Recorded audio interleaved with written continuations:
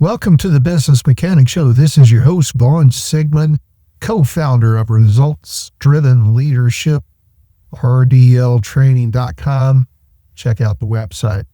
Today, we're going to talk about a skill, a mindset that will be a game changer for anyone that is in the process of moving from manager to leader. What's the topic? It's about being quiet, shutting up, and learning to listen. We're going to talk about how real leaders win trust and crush difficult conversations. So let me start by telling you something. If your people aren't speaking up, leaning in, or acting like they give a damn, it's not because they're bad people. It's not because they're lazy. It's likely a leadership issue. And within that leadership issue, it's almost always because they don't feel heard. And when people don't feel heard, they disconnect. Quiet quitting? It doesn't start with a bad attitude on their part. It starts with silence. Big sign. And in this episode, we're going to get under the hood of your culture. I'm going to break down 7 subtle but deadly ways your team is telling you that they feel left out, they feel ignored, or maybe just not included. They don't feel part of something. And you're going to learn how to spot the signs. Is it happening to you? Is it happening with your team? What those signs really mean. And I'm going to give you what you need to do before that silent disengagement turns into turnover or dysfunction, or worse, mediocrity. So let me ask you a few questions. You ever walk into a team meeting and feel like half the room's mentally packed up and gone? They stop bringing up problems until it's too late.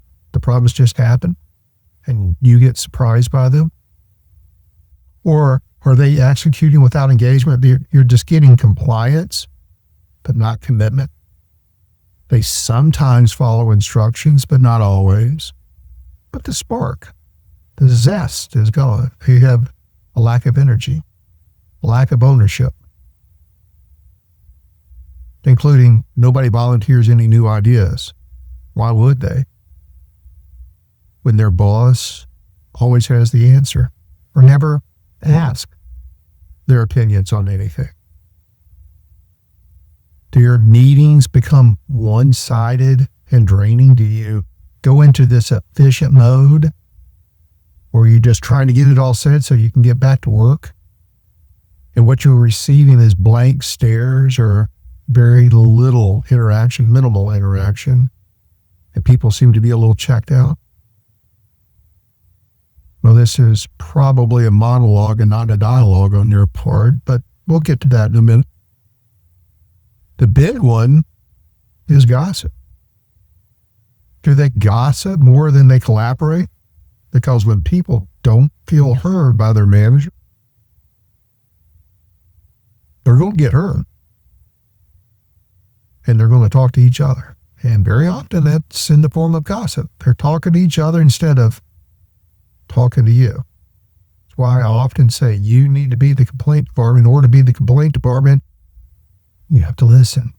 And many managers are very weak at this because they've just never been trained or told or practiced listening, which sounds idiotic, but it's true. Most managers don't know how to shut up and listen.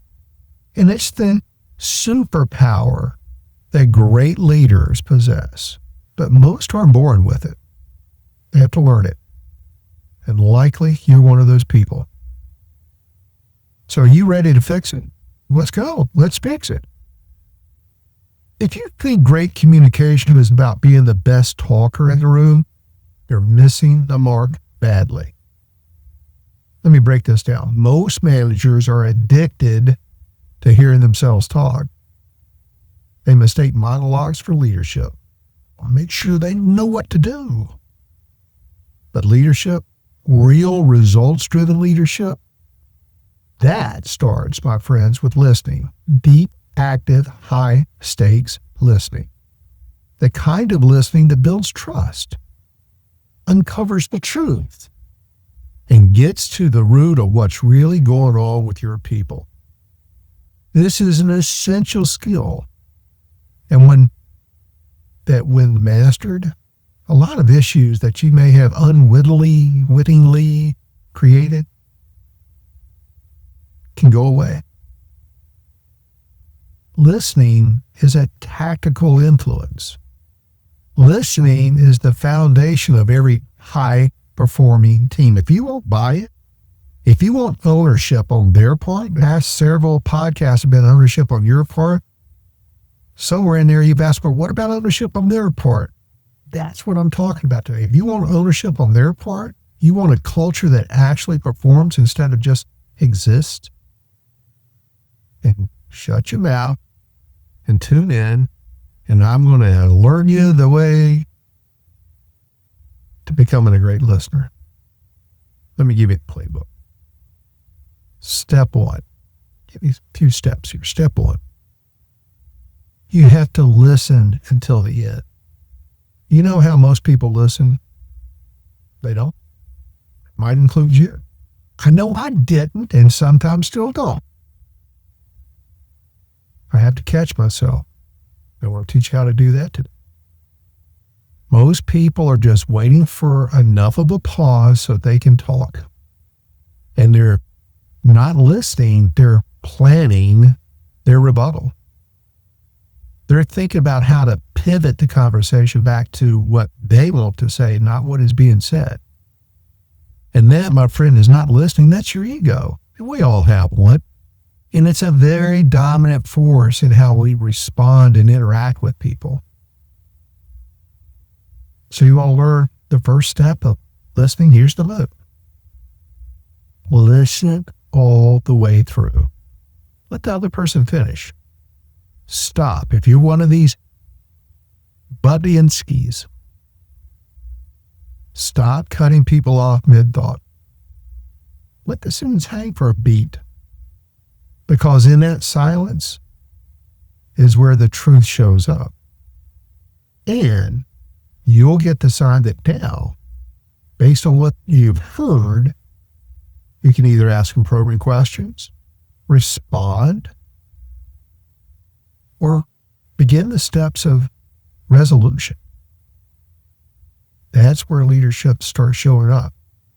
So here's a pro move for you. When you feel the urge to interrupt or solve or give them the answer because you're in this high sense of urgency to get things done, you just want to give them the answer and move on, it's a bad move. Here's the pro move. When you're in that space, just tell yourself, catch yourself. You have to have a pattern interrupt. You have to catch yourself and say, not yet. Hold on. Big stop sign. Wait. Just teach yourself. Wait a second. Give it a beat or two. Confirm that they've said their part. Train that into your system. Train that pattern interrupt. Your normal response is to start giving them the answer, or to interrupt them with the answer you know is already there. You already know what the answer is. I don't have to hear all this malarkey. And once they're done talking, after you've given it that pause, don't race to respond. Show them that you've actually heard what they say, and here's how you do that. You want to summarize. Your first step is to summarize, not solve. You don't want to be a firefighter. You want to be a leader. And stop trying to fix everything in the first 60 seconds. Here's the best move. Once they completed what they were saying, and you've listened, and that requires listening, not thinking about how you're going to respond, paraphrase back to them. Summarize what they brought up. Sounds like this. What I'm hearing is, and play it back to them. Then say, really important, did I get that right? So they're telling you, you open up, let's talk about it. You listen to them, you wait a beat, And then you say, what I'm hearing is, and you repeat back the bullet points of what you just heard. And then, most importantly, don't skip this step. Say, did I get that right? And if you did, great. You've now built clarity and trust. And if you didn't, even better. Now you've earned another layer of insight because they're going to share what you're missing, because that's the key element. If you go off on the answer without knowing what the real issue is and all the key components of that issue, you're likely, A, to give them the wrong answer, or B, get it out of context. So you want to make sure you got it right. There may be other information that you need, and the only way you'll be able to achieve that and say, "Did I get that right?" Because they'll correct you. They'll tell you more because you've been listening. It's like a magnet to more information when you listen. It's incredible. You're not there to deliver answers. Very often, they're coming to you because they want to be heard. They want to talk something through.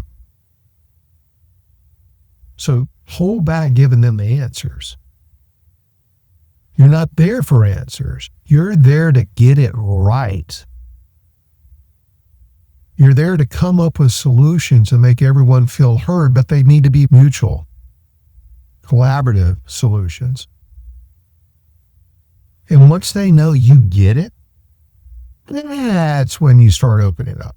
That's when you start asking questions and asking them things like, what do you think we should do? How have you handled that in the past? What's going to prevent you from doing that? That's where the real leadership starts. And you also have to balance and keep this in mind. When you're hearing people, you're really honoring what their words. It takes longer, so you can't be in a rush. But when you're really showing them interest through listening, it builds a huge relationship. And you want to balance that relationship with the content, their content that they're bringing to you. Every conversation has two tracks, and they're running at the same time. There's the relationship track. Do they feel safe? Do they feel heard? Do they feel respected? And in order for you to feel heard and respected and trusted, you have to grant them those things. So there's the relationship track. These are both running at the same time. And the content track. What's the actual issue or goal? What are they really talking about here? We're going to talk about that more in just a second. How do I unpack what they're really telling me? What's the root of all this? And if you mess this up, you'll either hear nothing more, you'll sound cold, you'll sound very transactional, or you may run the risk of sounding overly soft and directionless. So listen to the content first, then clarify. Did I get that right? And here's a couple signs, if you're tilting too far one way or the other, is if you're all empathy and no action, you're in therapist mode. You're not solving anything. That's not good for leadership. And if you're all facts and no warmth, then you're just a drill sergeant. You're in drill sergeant mode. And real leaders, as you develop this skill set, they can switch gears like a pro. They start with connection and they pivot to problem solving. That's the sweet spot. In order to do that, you need to really know where this is coming from. You got to listen for values. Now, that is advanced listening. But somewhere in your mind, you need to be asking yourself, where's this coming from? What's really causing this conversation? And once you get really good at unpacking the root cause, once you get it, it's a superpower. Your team doesn't always tell you what matters to them. If you believe that's the case, you're fooling yourself.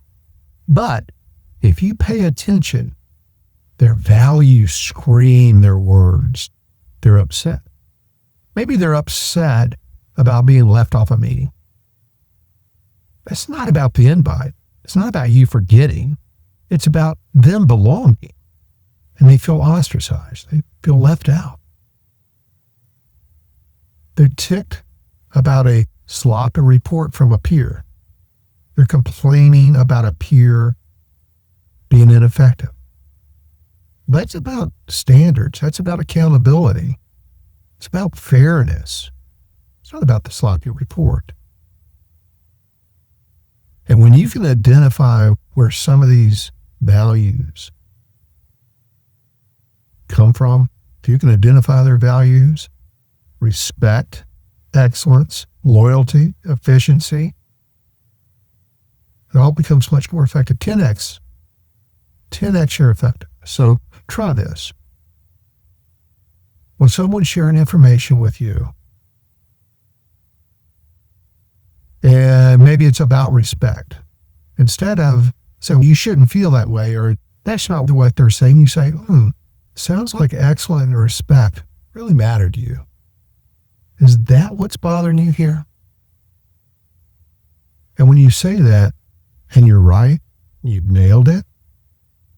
When you say that and you're wrong, you just open the door for a better conversation. Either way, you win.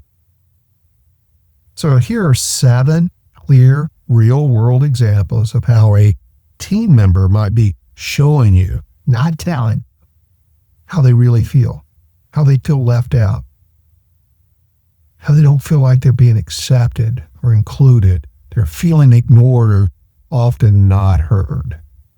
And these are the subtle signs. Write them down. Take some notes on this.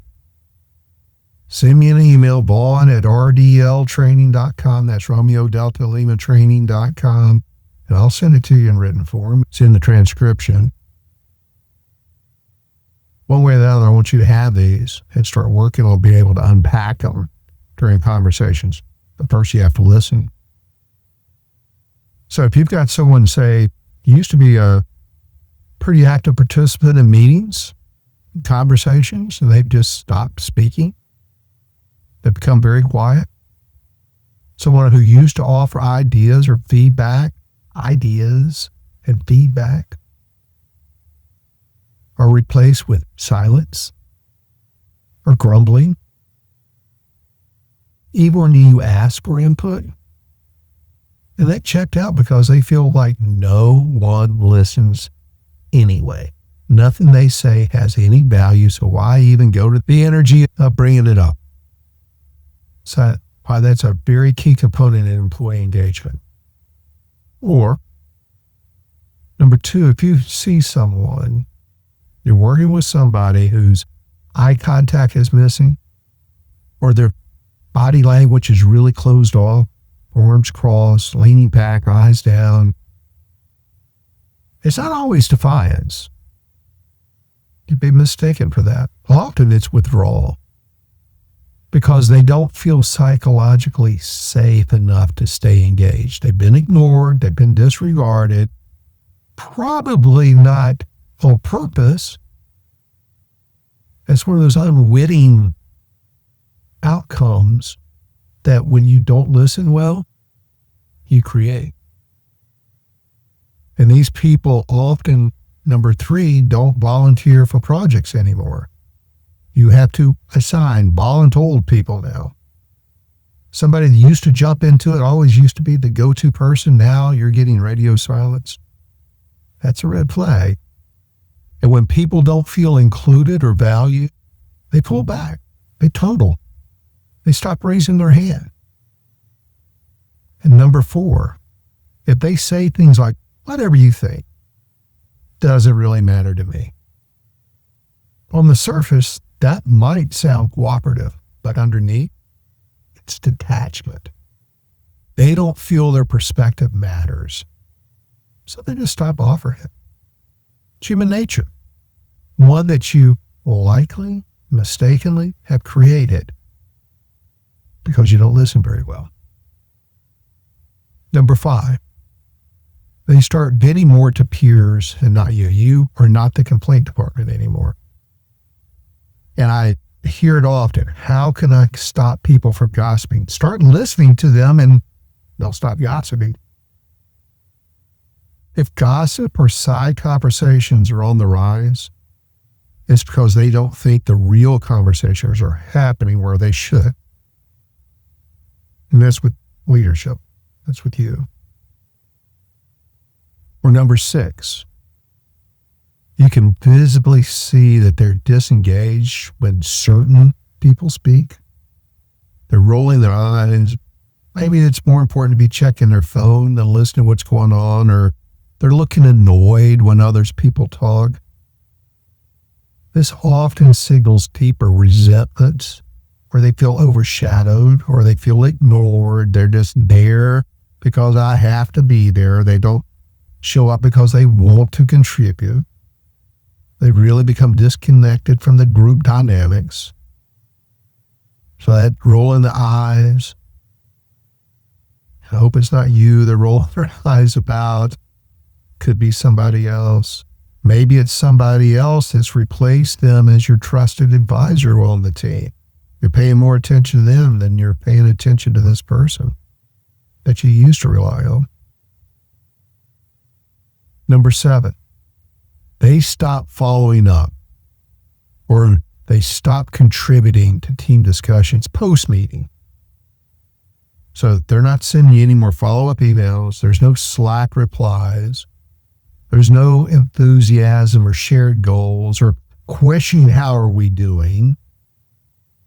How's that project coming? How's business been? How are we coming on that new product? When that end ceases, this signals, why bother? No one's listening anyway. And that's not what you're intending to do, but it's often what you have created by not listening. So now that I'm here, I want to give it a quick pause, because I want to move into something that I think is going to be beneficial to you. And if this episode's hitting home and you're realizing it's time to step up your leadership game, your listening game, especially when it comes to handling the tough stuff, I've got something for you. It's my free ebook, A Roadmap to Difficult Conversations. I put this together over years of experience in studying the best and practicing it. This isn't theory, it's tactical. It's a step-by-step guide to help you stop avoiding the conversation, have the confidence to go have these conversations. The conversations that are costing you performance, affecting your culture, maybe breaking down the trust between you and your people. And in the roadmap to difficult conversations, you'll learn how to say what needs to be said without wrecking the relationship, or worse, losing your cool, which is very often what happens.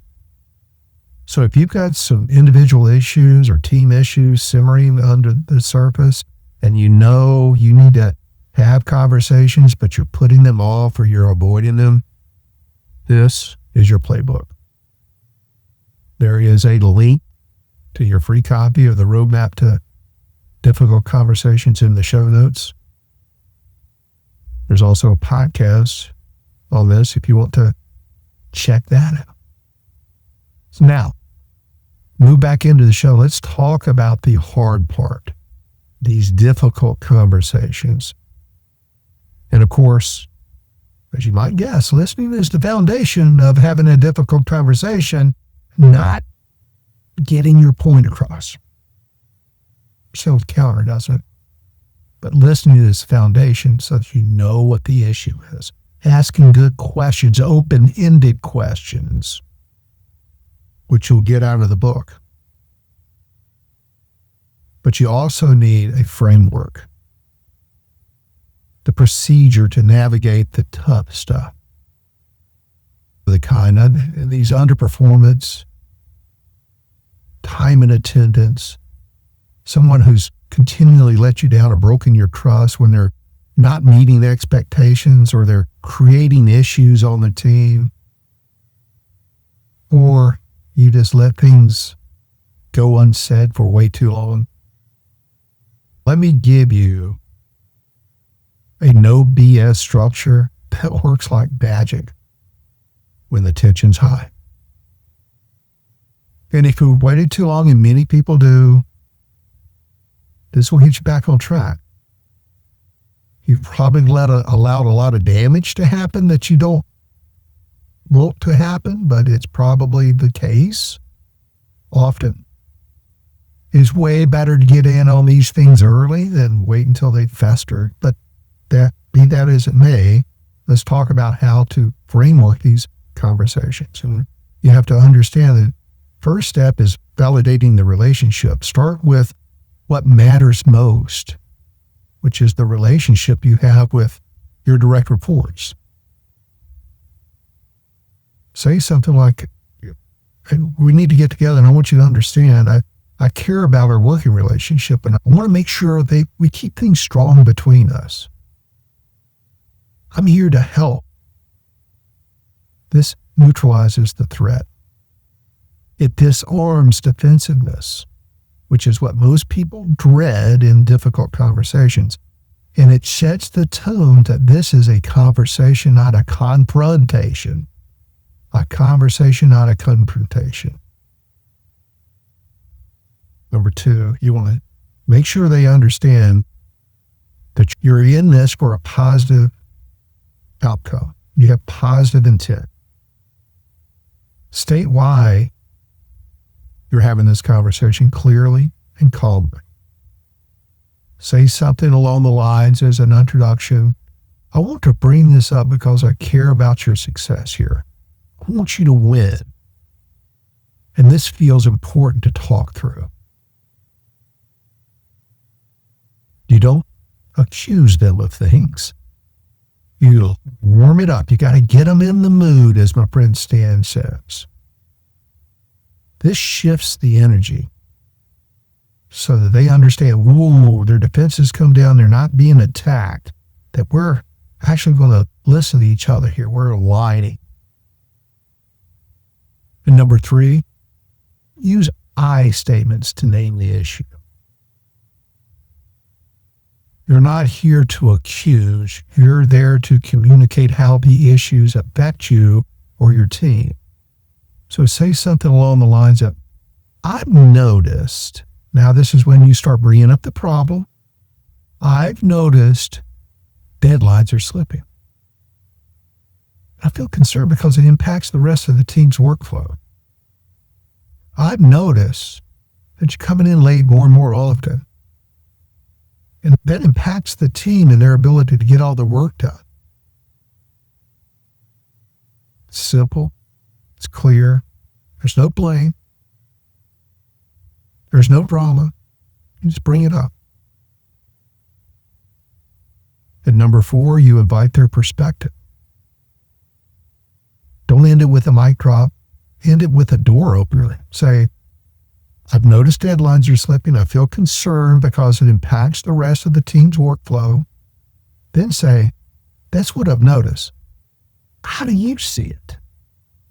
Or, I've noticed you're coming in later and later, more and more often.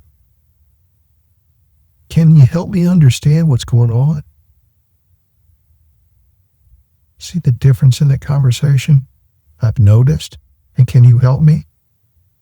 How do you see it? You get their perspective.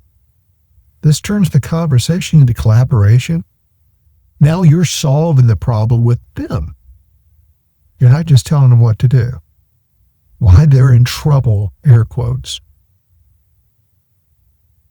You want this collaboration. You want to solve the problem with them, not to them. Now let's bring it all together. Here's how this plays out in real life. Let's just say one of your team members been dropping the ball. You're annoyed. That's acceptable. You've let it go a couple times, but now it's affecting others. Well, your boss is getting on your butt about it. Or you might have snapped or ghosted or held a one-sided lecture. Then you're going to show up with your brand new, fantastic leadership tool. So you're going to validate the conversation. You're going to state your intent. You're going to name the issue using your I language. I've noticed. Then ask for their take. Validate the relationship. I know you understand that I value what you do for us here. You've been a valuable member of the team. But I've noticed that this is going on. What's your read on it? And while they talk, you listen. You don't defend. You don't interrupt. You don't correct. You listen to the end. And when you get to the end, you want to summarize what you heard. And did I get that right? You tune in to content and relationships. You listen for what they value. It's not just a conversation. It's leadership. It's leadership in motion. So let me bring in the final word here. Let's wrap it up. Many, if not most managers, preach values. They rarely embody them. You want to build a high-performance culture, but you don't tell to your people what matters. You show them. Can't tell them, you have to show them. Model it, walk it. Start with how you listen and how you lead when things get uncomfortable. You take action, but it's not with a hammer. Because the real measure of a leader isn't what you say, it's what you hear and how you handle what comes next. So do yourself a favor. Next time a hard conversation is coming up or it's screaming that you have to have it, don't wing it, don't bulldoze it, and please don't avoid it. Use the framework I've shared with you here today to master these 4 techniques. Listen like your business depends on it, because it does. And I want you to get out there and I want you to get after it.